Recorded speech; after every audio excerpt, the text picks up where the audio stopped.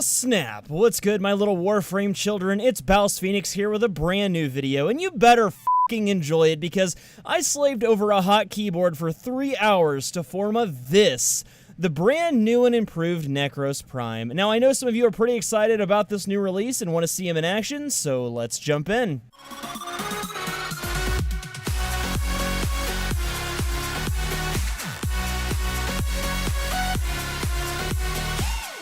Alrighty, so for those of you newer to Warframe, Nekros Prime is the, spoiler alert, primed version of Nekros. So what does that mean?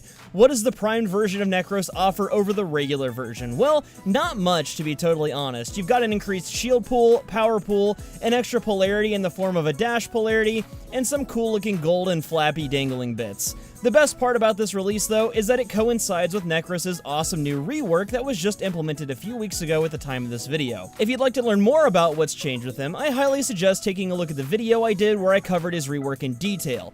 For those of you out there that are lazy bums, don't worry, we're still going to look over my mod setups for Nekros Prime, and we're going to take a look at an overview of his abilities as well. Because I don't f*** around, let's see those abilities now. Nekros' first ability is Soul Punch, and when cast, it pretty much literally does what the name suggests.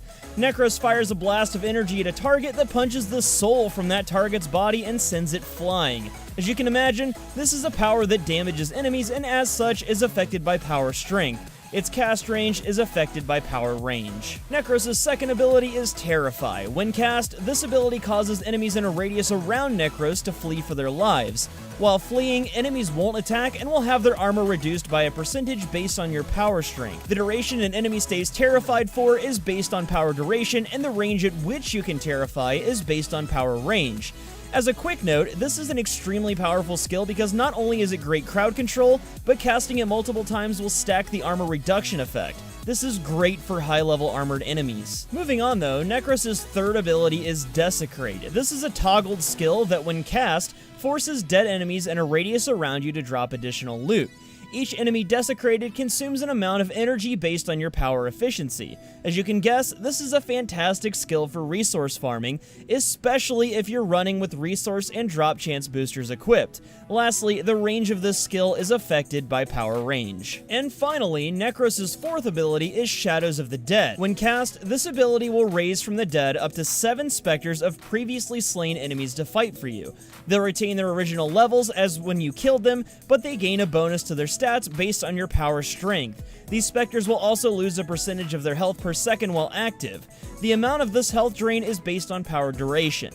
The lower your duration, the faster they die, and vice versa. It's also important to note that when pressing the cast button again, you'll heal any existing specters, teleport them back to you, and refill back up to 7 specters. Lastly, any special enemies you spawn will retain their special properties, but in your favor. This goes for nullifiers and corrupted ancients too, so that's pretty sweet. Okay, so that was a lot to take in, right? Nekros is a very robust frame with a lot of potential mod diversity, which means that there are a lot of ways you can build him. I've got 2 builds currently that I've had a lot of fun running with, and you can use them or not.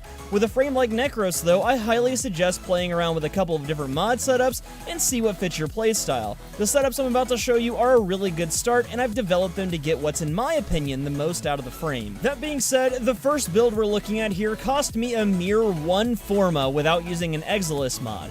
I've left that slot open for a later day so I can play with a few different ones. If you want an Exilis mod with the build you see here, you'll need an additional 2 Forma. Anyway, this build focuses on positive stats across the board with an emphasis on power strength.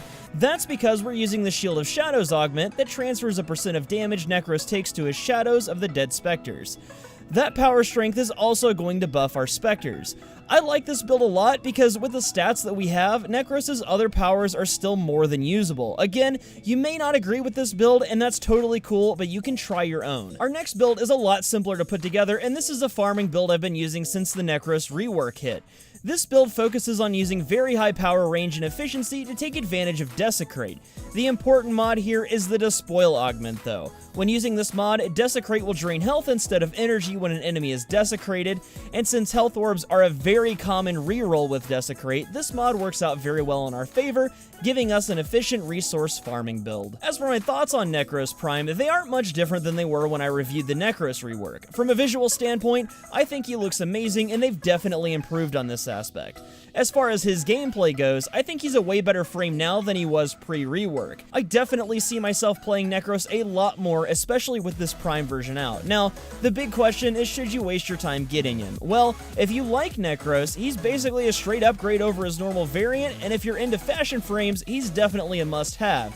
At the end of the day, you've got to make that choice for yourself, though. But that is gonna do it for today's video, guys. Keep an eye on the channel because I'll be covering the rest of Prime Access over the next few days.